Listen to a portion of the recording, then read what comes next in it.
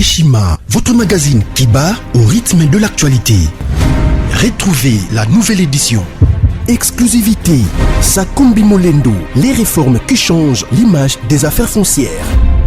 Après avoir posé le diagnostic de plusieurs maux qui nécessitaient une thérapie appropriée, le ministre des Affaires foncières, Sakumbi Molendo, a proposé à ces secteurs agonissants un traitement des chocs basé sur 3 objectifs.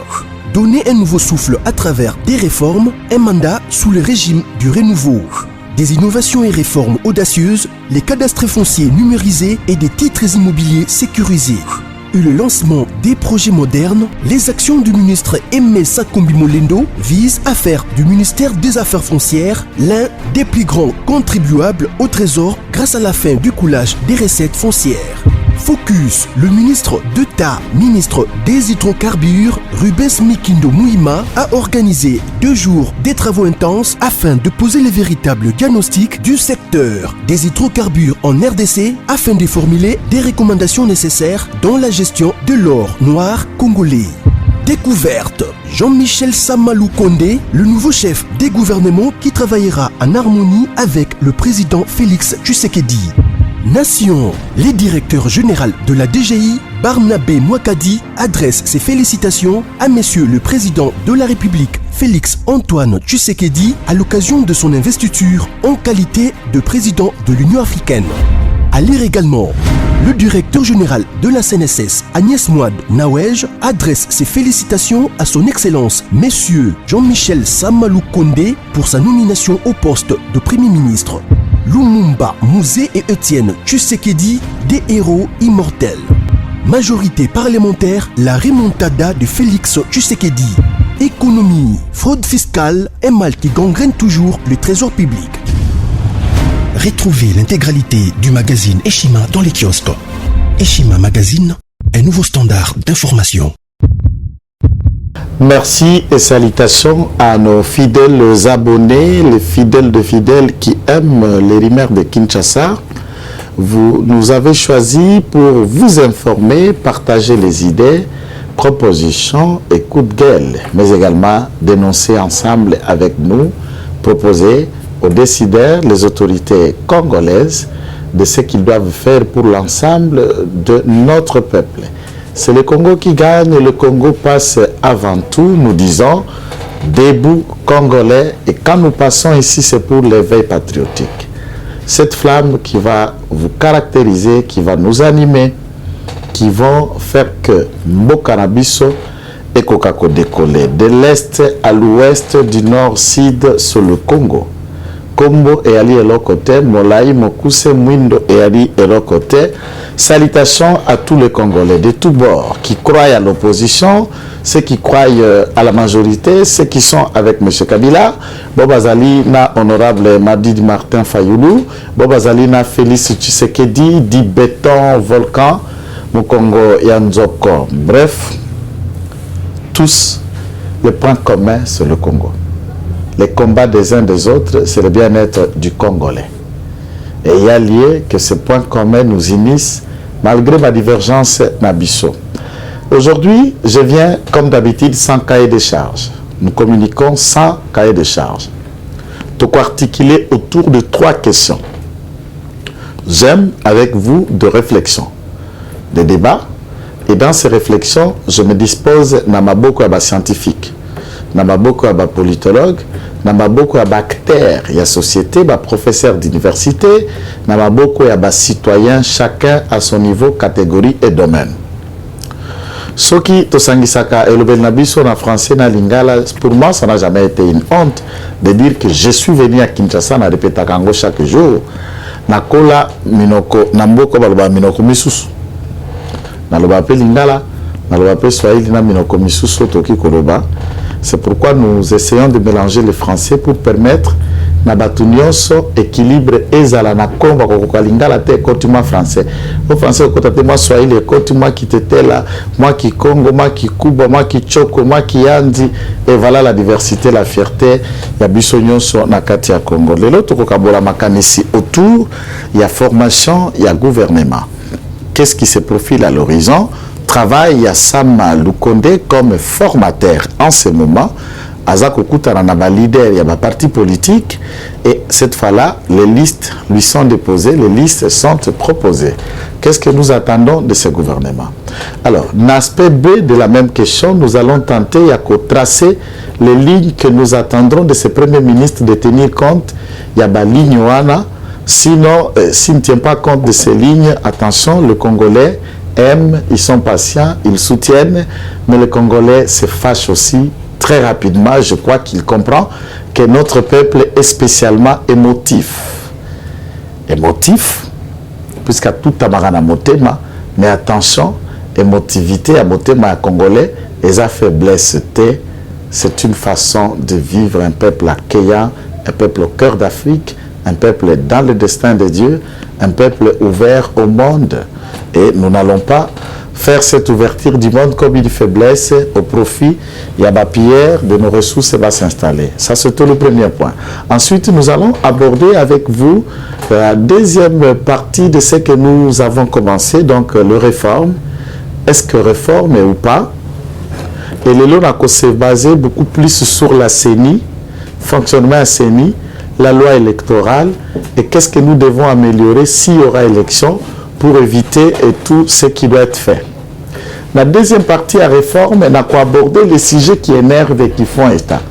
Pour les uns, pas d'élection, il faut recensement, qui est qui, avant que tout se donne, notamment à la élection. Est-ce que les recensements, la rouverture de fichiers électoraux, identification, enregistrement des électeurs et une carte nationale d'identité peut freiner les élections? Voilà, à ce niveau, Otoko abordé et Longonabino. Et enfin, divers. Dans les divers, on va répondre à toutes les préoccupations que vous nous avez écrites à la page, ce que vous nous dites, ce que nous allons tenter à recadrer et à Kosembola. Bienvenue à la chaîne de Kinshasa. Pour le moment, nous nous imposons aussi comme l'une des meilleures chaînes en ligne dans la thématique, dans les idées que les Congolais à travers le monde attendent de nos programmes pour échanger, pour réfléchir, pour essayer d'enrichir leurs projets et leurs programmes. Et vous êtes appelés.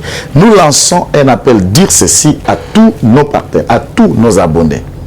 Vous voulez investir en République démocratique du Congo. Vous avez une idée, un projet. La chaîne Rimer de Kinshasa, Bassangwa Congo, est à mesure de vous accompagner dans votre quête, dans votre investissement, dans votre idée, dans votre ONG, dans votre projet, dans ce que vous maîtrisez mieux dans votre domaine. Tu es expert. Na construction, na bâtiment, na urbanisation, na armée, aéronautique, la santé et tout ça, votre expertise, nous pouvons le faire valoir. Votre talent et tout, mais néanmoins, pensez que la chaîne doit vivre. La chaîne doit aller, nous nous organisons par nous-mêmes et vous pouvez passer par les numéros de direction de la chaîne pour vous conformer des besoins d'usage. Votre contribution, votre aide nous sera utile et à ce moment-là, nous allons vous accompagner dans ces combats, dans cette idée. Ce n'est qu'un message que nous avons semblé passer à tous ceux qui pensent et qui l'aiment. Je n'ai pas 30 minutes aujourd'hui, donc vous savez, tout ce que j'ai annoncé, c'est dans les 25 minutes que nous allons échanger avec vous. Je renverse. Je commence par la question de réforme. Ensuite, je terminerai la formation gouvernement. Il y a eu le Premier ministre Sama Lukonde et à quoi il va s'atteler beaucoup plus pour des questions qui encadrent et qui préoccupent les Congolais. Bandeko, nous avons commencé par une série à expliquer ce que tous les Congolais veulent. Certains, mais les autres, trouvent que c'est un peu excessif. Les autres pensent que Koloba réforme, sans qu'on précise dans quel domaine, de quelle manière on voudrait bien que les choses soient réformées et changées, ça peut poser débat. Mais les réformes au sein de l'armée, qu'est-ce que ça veut dire? Il y a des réformes et des droits, les lois, les règles, les règlements, les principes, pour faire fonctionner l'armée, pour rendre encore l'armée beaucoup plus complexe. Beaucoup de gens se débattent à la télé pour ça. Comment l'État ne met pas toute son intelligence pour les questions, je dis bien pluriel, les questions de l'Est. Les questions ne sont pas seulement sécuritaires, mais sécuritaire c'est principal, de pauvreté, d'infrastructures, de circulation de personnes, de développement et tout ce qui encadre. À la télévision, on peut donner une idée de ce que l'armée doit faire, mais on ne peut pas venir étaler les plans et la tactique que l'armée doit mettre sur place pour éradiquer telle ou autre chose. Sinon, si c'est un plan, Bozana Bangouna, mais vous avez vendu votre plan, vous avez vendu votre stratégie. On ne donne que de certaines briefs. Même les plans et les techniques de guerre, ce n'est pas à la télé qu'on vient de les donner. Certainement, les ennemis aussi en savent. Non seulement que les ennemis savent, il y a aussi Bakoki copier et pour contrecarrer, faire un contre-plan, j'allais dire, et de ce contre-plan, beaucoup qui ne payer le prix de l'échec, et ce qui n'est pas évident, ce n'est pas très encourageant. La loi électorale, telle qu'elle est faite aujourd'hui, l'adaptabilité à machine à voter, ou encore comment l'on a voulu à ce que tout bimana vote et à bulletin, vote manuel, passer par un vote où les uns ont qualifié de machines à voler, et sans machine et autres. Je suis de ceux qui pensent que nous devons consolider les acquis de la machine à voter. Toute autre forme de réforme, d'aménagement, de retouche ne doit pas faire pour que nous puissions enlever la machine dite à voter dans ce jargon.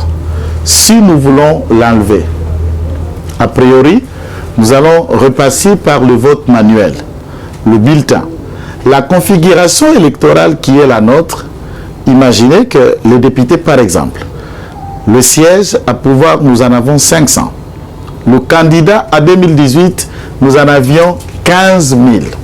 Je dis bien 15 000 à travers le pays et plus ou moins dans une circonscription électorale, nous pouvons nous retrouver à 1000, à 500, à 100, à 50, à 20, ça dépend, hein, puisqu'il faut aussi le dire, ça dépend des candidats qui sont en train de concourir, par exemple, pour un seul siège, pour 2 sièges, pour 5, et tout dépend de manière donc que le quotient électoral, le quota a été déterminé pour une circonscription donnée, soit il y aura 6 ou 8 sièges à pouvoir, et les listes, étant donné que les élections n'étaient pas individuelles, ce sont les élections des listes.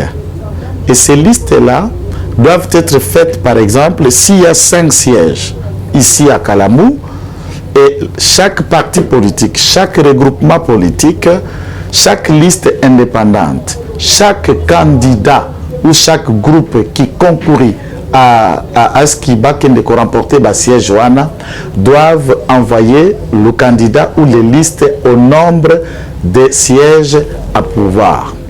À ce moment-là, si vous avez un bulletin à 1000 candidats donc, dont la loi exige, qui est le logo du parti, le nom, la miniature de la photo du candidat pour permettre à l'électeur de faire un choix de celui, notamment il faut faire aussi numéroter, le candidat numéro X, numéro Y, numéro 500, numéro 200. Dites-vous dans quelle urne on allait avoir, et nous pouvons avoir un bulletin, par exemple, qui contiendrait 10 000 candidats, ou qui contiendrait 1000 candidats, ou qui contiendrait toutefois même 100 candidats dans certaines circonscriptions, là où il y en avait peut-être 16 sièges à pouvoir. Par exemple, à Kinshasa, il fallait au moins 18. Non, 40 quelques députés qui allaient venir, dont Tchangou lui-même était à la hauteur à plus de 16-15 candidats qui devraient sortir comme députés nationaux ici de la circonscription électorale de la Tchangou. À ce moment-là, la machine à voter est coupée court puisque dans le fichier était incorporé la photo, l'élément, le moyen de vote, toutes les données, et vous appuyez dans la photo, il y a un bulletin qui sort. De ce bulletin qui sort là, les papiers que vous avez appuyés qui sortent de la machine, vous les déposez dans l'urne, et aussitôt que vous votez là, le souche dans le serveur central qui était ici à Kinshasa, notamment géré par Nanga, et une fois la voix du votant est enregistrée au serveur central. Toutefois, on vous a dit qu'il fallait une sorte de clé qualifiée des clés ISB, donc un flash, un support qui est toutefois on peut enlever, on peut le soutirer, aller le placer dans une autre machine pour faire la collecte de données de tout ce qui a été dans les CRCR, donc ça veut dire les centres de déploiement et de compilation de résultats. qui sont qualifiés. Mais également, le dépouillement était en train d'être fait après chaque bureau de vote, le bulletin des votants. On collectionne tous les bulletins. Là, il y a des témoins de tous les partis. Il y a les observateurs aussi qui ils font état et explication dans cet élément. Je voudrais ouvrir une nuance par rapport au débat des uns des autres, sans citer le camp, qui a été emporté par ceux qui ne connaissaient pas la question, la situation électorale, par exemple, et ceux qui estimaient nous avions envoyé 40 000 observateurs à travers le pays, à travers le bureau de vote. Et il a été dit par l'abbé Scholl, par exemple, que, pas l'abbé Scholl, le notre communicateur, mais l'abbé Scholl, le curé de la Curie catholique, qui est le secrétaire de la SENCO, vous connaissez qu'est-ce que ça veut dire, que les 40 téléphones de nouvelles technologies que vous savez, nous appelons les smartphones, ont été distribués aux 40 000 observateurs. Qui est un observateur, par exemple, aux élections? C'est comme le mot l'indique. C'est celui qui est là, qui observe, qui prend note et qui fait ses observations comme une sorte de rapport, mais qui n'est pas contre-vérifié. Les témoins, par contre, il est là pour représenter un cas, ou j'allais dire un camp, pas cas, un camp. Par exemple, le camp de l'IDPS, le camp du FCC, le camp de la Mouka, lorsque nous avons été aux élections, ces gens-là sont des mandataires des partis politiques pour observer. Et à la fin du PV établi par le président du centre, le président du jury, de la salle là où ils sont, le PV sont contresignés et il y a des places réservées aux témoins. Donc le nombre de voix qui ont été comptées dans cet endroit, par exemple, à la fin du dépouillement, on dit dans le centre Rimer de Kinshasa, là où nous nous trouvons, il y en a eu par exemple 100 bulletins, 100 votants. Et dans ces bulletins-là, on compte le bulletin dans leur nombre de 100 votants. Et tout témoin, tout autre note qui a eu 100 votants. Et les listes d'abord en amont, qui sont affichées à l'entrée, bien avant que vous avez vu votre nom, vous arrivez, on vous identifie, vous entrez et on collecte le nombre de ceux qui ont été identifiés dans ces bureaux de vote, Bakota Boni, Babima Boni et où les restes. Bref, si je me mets à parler ainsi, 30 minutes ou 25 minutes que je vous ai annoncé ne nous suffira pas. Qu'est-ce que je vais dire en un mot? La loi électorale, l'actuelle, elle a été faite et élaborée avec toutes les technicités adéquates, accomplies et suffisantes pour avoir de bonnes élections. Il ne faut pas confondre la loi ou l'esprit de loi, mais également des hommes qui sont censés piloter la dite CENI ou des mandateurs des partis politiques qui la composent, puisque la composition de la CENI elle-même fait problème. Pourquoi? Puisque le président de la CENI, lui, il est désigné par la société civile. Qui dit société civile, curieusement, nous nous trouvons dans une sorte de la CENI. Le président de la CENI doit être désigné par les confessions religieuses. Sauf que je ne comprends pas. Est-ce que la société civile, si ça peut exister, qu'on qualifie ça au pluriel, les sociétés civiles, essayons d'imaginer les mots, ne maintenez pas rigueur. Donc, il y a des églises, il y a des ONGD, il y a des organismes non gouvernementaux, des structures, des mouvements citoyens et des activistes. En un mot, qui composent ce que nous qualifions de société civile. Et dans un autre jargon qui peut être qualifié de définition, toute société civile est qualifiée comme tous ceux qui sont apolitiques. Donc tous les Congolais ne font pas partie des partis politiques. Il y a des Congolais qui sont des citoyens, qui ne sont ni dans A, ni dans B, ni dans la majorité, ni dans l'opposition, mais c'est un Congolais mais qui peut faire un choix. Mais s'il milite dans un domaine, outre que les états-majors politiques, on peut qualifier ces derniers comme un acteur, comme quelqu'un faisant partie de la société civile. Mais néanmoins, ils sont structurés. Par quelle loi, par quel mécanisme on élargue les ONGD, des structures de défense des droits de l'homme qui ont fait nom et qui existent, et on en arrive à est-ce que le président de la CENI ne peut être choisi que par les confessions religieuses? Donc au Congo, les confessions religieuses, c'est ça la société civile. Et les ONG, par exemple, Voix des Sans-Voix, Azado, Akage, vous n'allez pas qualifier ça de société civile. Est-ce que c'est compréhensible? Donc, vous voyez maintenant que, puisque avec les confessions religieuses, les pasteurs, les représentants, les CC, l'Église catholique, armée d'Issali kimbanguiste, étant donné, il nous reste toujours sur l'injection, la perfusion des leaders politiques, ils sont influençables. Ils sont achetables et ils sont corrompus. La preuve, revenez dans les débats que nous avons porté ces débats, je suis et je me dis, les vidéos sont là, vous nous avez suivis à travers le monde. J'ai été parmi les catalyseurs dans le média du combat contre Ronsard Malonda et l'entérinement de la manière dont ceci a été fait, de l'argent donné à l'église de réveil, à l'église kimbanguiste et tout. Et vous connaissez les conséquences, même l'église de réveil, la Panzana, Kimbangis, la Bengana, la Bango, Panzana, et Bimissa et tout ça. Et nous avons enterré des morts, des gens qui ont marché contre les défunts Ronsard Malonda. Quand je parle de défunts, je parle de son poste. Je ne parle pas de l'individu. En tant que tel, il est vivant. Et il vit très bien, c'est un garçon génie intelligent qui représente la fierté de tous nous, les Mékongo. Donc, respect à sa communauté, respect à sa personne. Je parle du poste comme président de la CENI. Et il faut aussi dire que Ronsard est au cœur du système d'Imal de la CENI. Nous, du camp IDPS, par exemple, nous n'avons jamais dit que les élections de 2018 ont été parfaites. Personne ne peut comprendre qu'un pouvoir vomi, haï, rejeté de tout un peuple, puisse avoir plus de 350 députés au Parlement qualifiés, avoir été élus par notre peuple.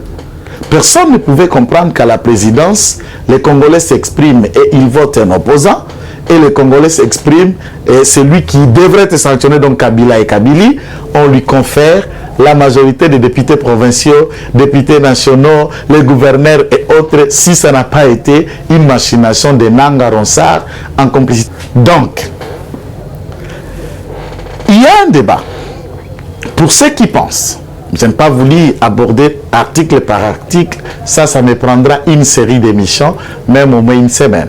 À votre volonté, je peux le faire. Je viendrai avec la loi électorale, la loi organique organisant et fonction pour le fonctionnement de la CENI, la Constitution, et je viendrai comme quelqu'un qui s'est donné le temps d'étudier la question. Ici, je ne viens pas juste comme juriste, j'ai étudié la question et nous nous positionnons aussi parmi des experts qui estiment connaître un petit toupet sur le fonctionnement de la CENI, mais également pour avoir travaillé dans les séances électorales de 2006, mais également celui de 2011. J'ai travaillé à la CENI et un certain nombre d'amis qui furent formés, j'étais formateur aussi, sont dedans et nous nous sommes disponibilisés à la CEP de l'IDPS sous l'égide de l'incontestable Jacques-Mé Chabani, Maître Toussaint Condé, Maître Bernard Takaïs, l'actuel vice-ministre de Justice, Jean-Claude Chilumbaï et tous les autres membres qui ont eu à travailler et où nous avons été à côté de la CEP pour apporter notre petite expertise. Maître Victor Okito et beaucoup. Et la CEP était composée de 35 membres et des experts, un certain nombre d'avocats, à peu près 30, qui étaient comme des personnes à point pour travailler autour de cette centrale électorale de l'IDPS. Et nous avons fait un travail de qualité, de titan. Il y a des réflexions, des propositions. Et parmi les propositions, je suis parmi ceux qui se sont toujours et qui continuent à s'inscrire que l'actuelle loi électorale, elle est bonne. S'il faut redynamiser, il faut peut-être réfléchir sur la loi organique, notamment comment le bureau de la CENI et la plénière peut être composé, les composantes et les entités qui doivent envoyer le membre. Donc le bureau de la CENI est du type bureau de l'Assemblée nationale ou bureau du Sénat. Il y a majorité, opposition, société civile qui se mettent ensemble. Et quand quelqu'un viendra crier non, écoutez, on a triché ou ceci, mais il faut d'abord commencer par remettre en cause votre représentant qui devait faire le travail des rapports, d'informations, d'analyse, de contrepoids qui n'ont pas été à la hauteur. Donc ici, par exemple, nous avions Kalamba, l'MLC en avait professeur Njoli, ainsi de suite. Il y avait Ndaï à l'époque. Donc chaque camp a eu des représentants à la CENI, des représentants plus tard rachetés et qui se sont donnés dans l'autre camp. Aujourd'hui, il est temps, une fois le gouvernement mis en place, le Sénat, l'Assemblée nationale, que nous débattions des questions de la CENI. Qu'il y ait élection ou pas, qu'on arrive à 2023 ou pas, la réflexion, on ne la fait pas par rapport à un visée politique, par rapport à une idée qu'on a derrière la tête. Ici, je me positionne en réfléchissant. Les acquis d'aujourd'hui peuvent être consolidés pendant ce régime, ou encore, ces acquis peuvent être utiles et consolidés dans ce qui viendra après comme des animateurs, mais c'est la perpétuité de loi, des systèmes et des institutions que nous pouvons les consolider encore davantage, qui doivent exister. Au lieu que quand tout arrive, nous pensons dans une sorte de tabula rase. Prenons l'hypothèse que chaque ministre ou cabinet du gouvernement, du Premier ministre et l'ensemble des membres de son gouvernement, on allait imaginer que le ministère est un bureau d'études, est un cabinet de réflexion, de projection sur l'échelle de 5 ans et plus. Et on fait une courbe. On trace un canevas, la politique, par exemple, du ministre X. Je prends l'énergie. On connaît Inga, on connaît l'eau, on connaît les difficultés que nous avons, les ambitions, et on fait un schéma. Un travail qui reste là, un canevas qui, quand un ministre part, celui qui vient ne vient pas pour trouver une table vide comme celle qui est devant moi, mais il vient sur un programme des acquis qui ont été menés par son prédécesseur, ceux qui doivent être consolidés ou ce qu'on doit commencer pour aller au-delà. Et nous exerçons gouvernement après gouvernement sans que nous restions sur un schéma, sur une vision, sur ce que nous voulons. Quelle est notre politique étrangère? Sur la politique étrangère, le niveau de notre diplomatie aujourd'hui, voilà la taille et la vision de notre diplomatie économique. Du point de vue économique, pour ne pas être en retard ou rester en phase de nouvelles technologies et des avancées, voilà ce que nous pouvons avoir du point de vue économique. Qu'est-ce que nous pouvons obtenir de la Chine? Qu'allons-nous obtenir du Singapour? Qu'est-ce que nous pouvons obtenir du Brésil? Qu'est-ce que nous pouvons coopérer avec l'Afrique du Sud? Qu'est-ce que nous pouvons imaginer avec des pays émergents, Inde et autres? Cette diplomatie peut être scientifique. Qu'est-ce que nous pouvons faire en termes de son université, nos étudiants, le bourse, les différentes que nous allons mettre en profit pour les différents et autres. Alors voilà le canevas. Dans cette année, on va le faire ceci et on peut budgétiser. Ça peut nous coûter par exemple autant de milliards. Et dans l'exercice budgétaire, le budget de l'État alloué au ministère de l'énergie par exemple, ou d'un coin par exemple, l'économie. Donc ici, je prends les généralités. Je ne m'adresse pas aux bébés, vous le savez, mais des personnes outillées, préparés, savent de quoi je parle. Sur l'échelle de cela, en tout cas, on a, par exemple, 100 millions de dollars qui nous est réservé. Or, pour arriver à révolutionner tel domaine, nous devons avoir 5 à 10 milliards. Qu'est-ce que nous pouvons faire du point de vue économique pour amener ces capitaux, cet investissement? Les sols de l'Équateur, par exemple, on peut trouver quoi? Les sols du nord, du sud Kivu, on peut trouver quoi? Au Bandundu, à Kinshasa, dans les environs, à Otuwele, à Kisangani, au Sankuru, à Lodja, à Lomela, on peut trouver quoi? Et on a une étude dans le temps et dans l'espace du point de vue minière. Il y a une étude qui n'est pas la nôtre, qui pense que le sol est notre richesse sur nos minéraux, de ce que cela réserve, une étude américaine, compte 234 000 milliards de dollars qui sont dans les réserves de nos minéraux sur l'échelle de telle à autre période. Ça veut dire que nous avons du boom. Et de nouvelles technologies, de nouvelles voitures avec les cobalt et autres, on en aura besoin. Avec les coltans, les ordinateurs, téléphones, on en aura besoin. Cette révolution, mais qu'est-ce qu'il faut faire? Au lieu qu'il y ait des farceurs qui arrivent ici comme des hommes d'affaires avec des chiffres bombés et à l'étranger, on ne connaît pas, on ne peut pas coopérer avec individus. Est-ce qu'il y a-t-il moyen de coopérer avec État? Est-ce qu'il y a-t-il moyen de discuter avec des grands investisseurs qui ont une expérience dans le domaine où la réputation elle est là? Nous recevons des investisseurs qui, vous vérifiez même dans son propre pays, on ne les connaît pas comme investisseurs. Là, il était boulanger, il se croise avec un petit poignet de Congolais, On bombe des papiers, des chiffres, on fait des relevés bancaires et tout ça pour venir. Alors le boulanger arrive ici, oh je suis investisseur dans le mine et autres. Mais depuis que tu existes, cher investisseur, avez-vous déjà fait preuve dans le domaine de mine, dans quel pays, dans quel coin, dans quel domaine, où vous venez faire votre apprentissage sorcier d'exploitation minière chez nous? Ainsi donc, vous signez des contrats avec des aventuriers, dont celui qui signe est lui-même commissionnaire. Une fois qu'il a un carré d'exploitation, vous verrez que le nom Janet change. Oh, ce n'est plus Janet, c'est le Rimer de Kinshasa, puisqu'il a vendu des parts. Il achète le part à 1 million, par exemple, de dollars. Il le vend à 100 millions le soir et autres, puisque lui-même était commissionnaire. Et entre celui-là, des petits et sous-commissionnaires congolais, et nous tournons tout autour de ce qui ne doit pas être fait. La loi électorale, le débat autour du quotient électoral et le seuil de représentativité. Qu'est-ce que le seuil de représentativité, en fait, qui font débat, qui a fait qu'on élimine des petits partis mallettes qui n'existent que dans le salon, dans le palais, père, mère, enfants et famille. Et il est président des partis politiques comme des partis de Apiatundu, le parti de Kiteng, des trucs comme ça où vous ne verrez ni siège, ni bureau, ni objectivité, ni membre. Par exemple, Presse Peng est président d'un parti politique qui lui a été légué par Pierre Chaloupa, paix à son âme. Après Presse Peng, vous ne verrez personne derrière Presse Peng, il est seul. Il n'y a pas de membres qui l'accompagnent. Par exemple, Apiatundu Lyongo est président d'un parti politique. Derrière Apiatundu, vous ne connaîtrez ni femme, ni enfant, ni membre derrière ces partis politiques, ni secrétaire général, ni militant.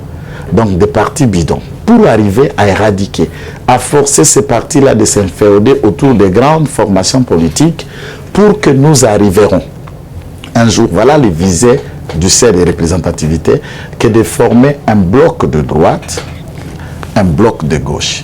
Si c'est la gauche qui est au pouvoir, la droite milite dans l'opposition.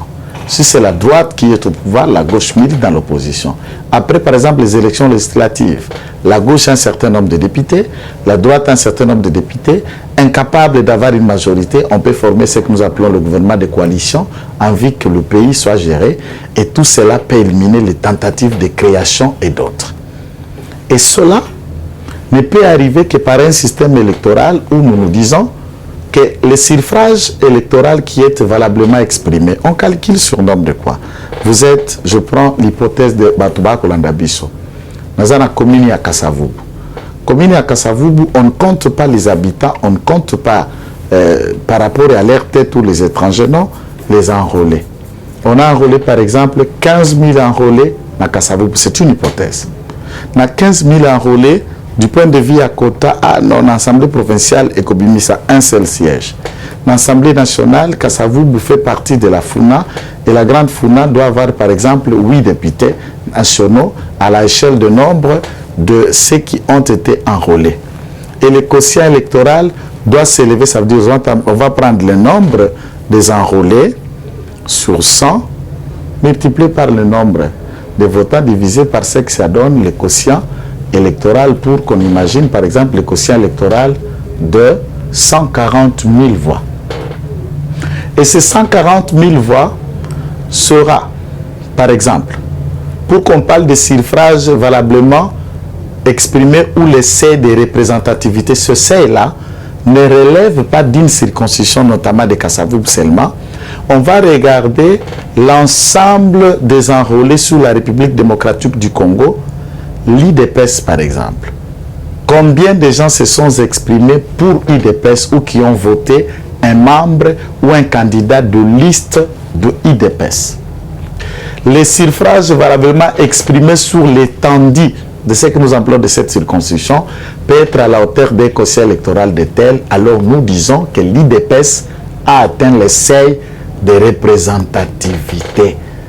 L'MLC a atteint le seuil de représentativité. Le PPRD a atteint le seuil de représentativité. Le seuil de représentativité n'est pas le quotient électoral.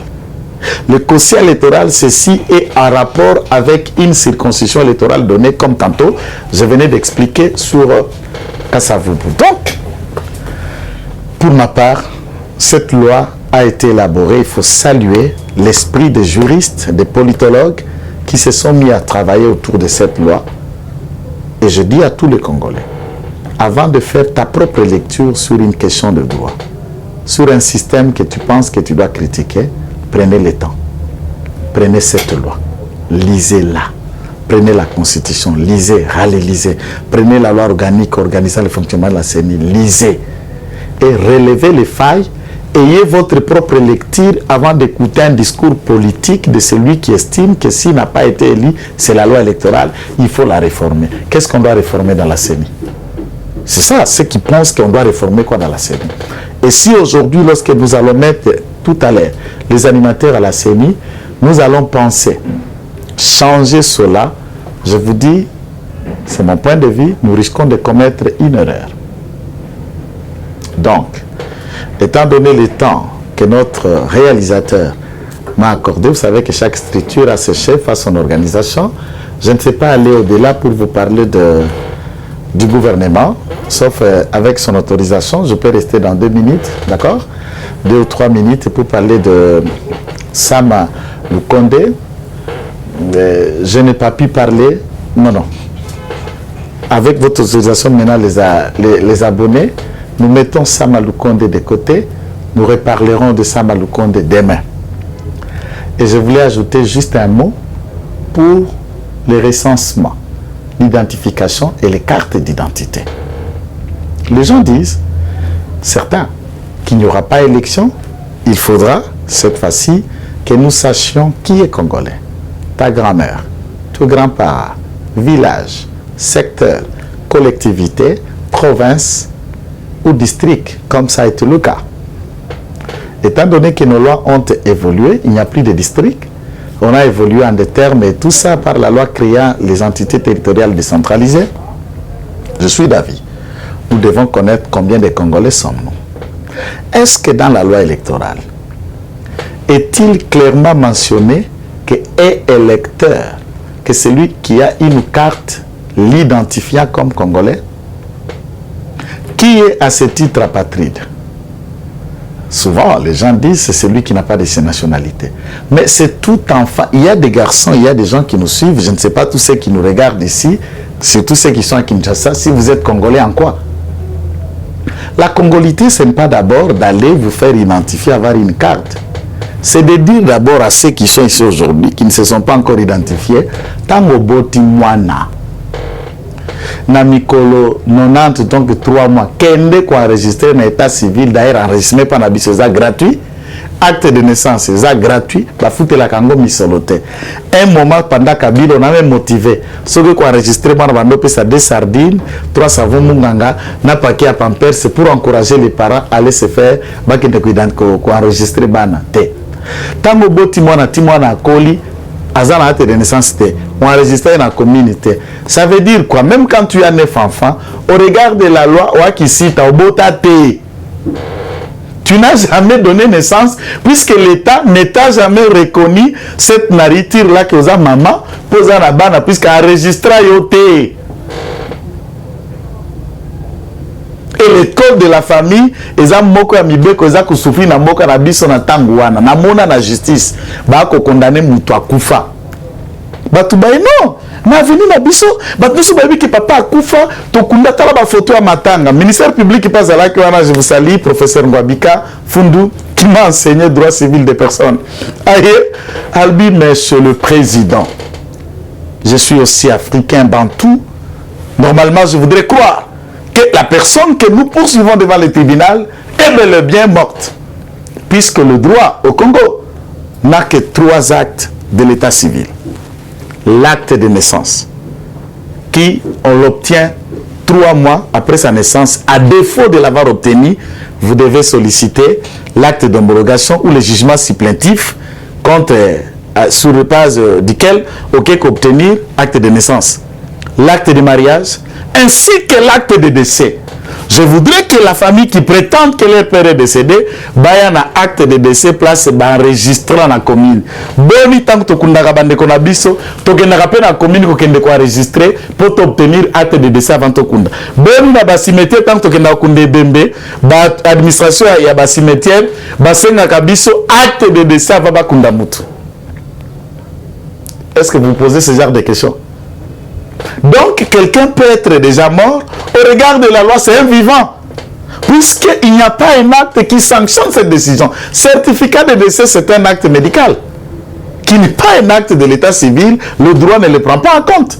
Il n'a jamais été mentionné dans le code de la famille que son motakoufi, il faut un certificat. Non, non, c'est un soubassement qui permet envie d'obtenir un acte de décès.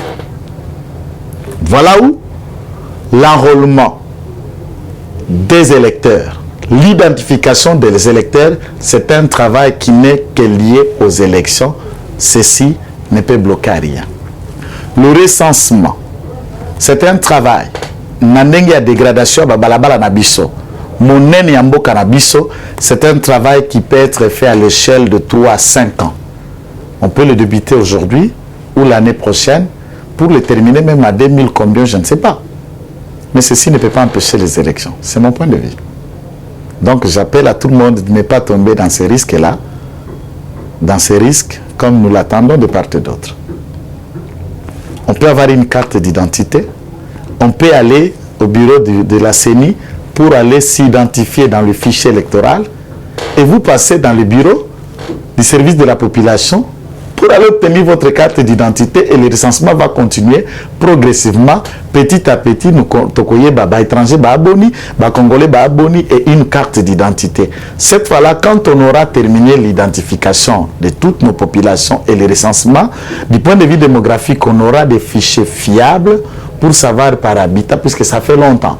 Oh, Kinshasa, 10 à 11 millions d'habitants. Qui a identifié les Kinois? Oh, le Congo a 80-90 millions d'habitants. Qui y a fait ce travail pour dire que le Congo a 80-90 millions d'habitants? Oh, tel n'est pas congolais, tel est congolais. Sur base de quel acte? Oh, Ngara Moutetela. Moutetela ne fait pas de vie d'identité. Les actes de l'état civil ne parlent pas yo Moutetela, yo Moulouba. Mokanda, acte de naissance. Obotama Wapi. Maintenant, à ce moment-là qu'on va identifier les autres citoyens qui sont nés et qui sont là 20-30 ans, du regard de la loi, sont nés ici, 6 anneaux où on les a identifiés à Kinshasa. Ne sont-ils pas congolais? Voilà là où le débat des droits n'a pas débat ethnico-appartenance et à Kokutanate. Je vous lance la réflexion. Le temps, c'est la clé. La télévision, je ne peux pas prendre. Comme vous le savez, je ne suis pas professeur. Je voudrais un jour le devenir, mais je n'avais pas distingué après ma formation à l'université. Donc, il faudra encore se parfaire à faire un 3e cycle calmement et j'ai toujours été animé pour être maître de conférences, animé des colloques, arriver dans le milieu des jeunes, au collège, aux internats, à l'université, échanger, partager avec les jeunes ce que moi je sais. C'est d'autres militaires démobilisés, leur proposer un autre style, la vie après les armes, et je me retrouve mieux d'être confié dans la tâche, par exemple, comme maître dans la démobilisation des enfants soldats. Dans le groupe rebelle à l'Est, Bokolongo la bango na minduki, il faut bon insérer bango. Ce qui bolongo lié otika minduki oui aye. Mais il faut que vous lui trouviez une activité. Hein. Sur l'activité, c'est récidivisme, Zali. Il peut rentrer encore dans les armes, puisque dans les armes, Abaneko Botola, à comment qui chef à Liboul, à Diamana Oro, il vivait, il pouvait, c'est des forces pour aller terminer ses besoins. Et il faut lui trouver une vie après les armes. C'est là où on parle de la démobilisation et de la réinsertion de ces ex-combattants. Et nous appelons l'État, pour mettre la paix à l'Est, il faut trouver aussi une vie après ces combattants, penser qu'est-ce qu'ils peuvent devenir.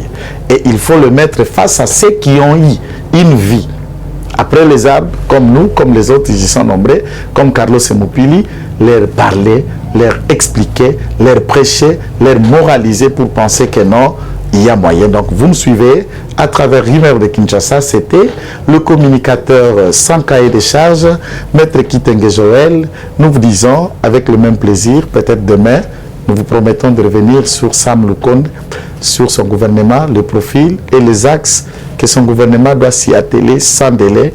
Pambaté, les Congolais attendent les résultats. Chaque jour est une vie, profitez-en et pensez au lendemain. Que le Seigneur vous bénisse. Ciao. Eshima, votre magazine qui bat au rythme de l'actualité. Retrouvez la nouvelle édition. Exclusivité, Sakumbi Molendo, les réformes qui changent l'image des affaires foncières. Après avoir posé le diagnostic de plusieurs maux qui nécessitaient une thérapie appropriée, le ministre des Affaires foncières, Sakombi Molendo, a proposé à ces secteurs agonissants un traitement des chocs basé sur 3 objectifs. Donner un nouveau souffle à travers des réformes, un mandat sous le régime du renouveau. Des innovations et réformes audacieuses, les cadastres fonciers numérisés et des titres immobiliers sécurisés. Et le lancement des projets modernes, les actions du ministre Aimé Sakombi Molendo visent à faire du ministère des Affaires foncières l'un des plus grands contribuables au trésor grâce à la fin du coulage des recettes foncières. Focus, le ministre d'État, ministre des hydrocarbures, Rubens Mikindo Mouima, a organisé 2 jours des travaux intenses afin de poser les véritables diagnostics du secteur des hydrocarbures en RDC afin de formuler des recommandations nécessaires dans la gestion de l'or noir congolais. Découverte, Jean-Michel Samalou Kondé, le nouveau chef des gouvernements qui travaillera en harmonie avec le président Félix Tshisekedi. Nation, le directeur général de la DGI, Barnabé Mwakadi, adresse ses félicitations à Monsieur le Président de la République, Félix Antoine Tshisekedi, à l'occasion de son investiture en qualité de président de l'Union africaine. À lire également, le directeur général de la CNSS, Agnès Mouad Nawej, adresse ses félicitations à son Excellence, Monsieur Jean-Michel Samalou Kondé, pour sa nomination au poste de Premier ministre. Lumumba Mouzé et Étienne Tshisekedi, des héros immortels. Majorité parlementaire, la remontada de Félix Tshisekedi. Économie, fraude fiscale, un mal qui gangrène toujours le trésor public. Retrouvez l'intégralité du magazine Eshima dans les kiosques. Eshima Magazine, un nouveau standard d'information.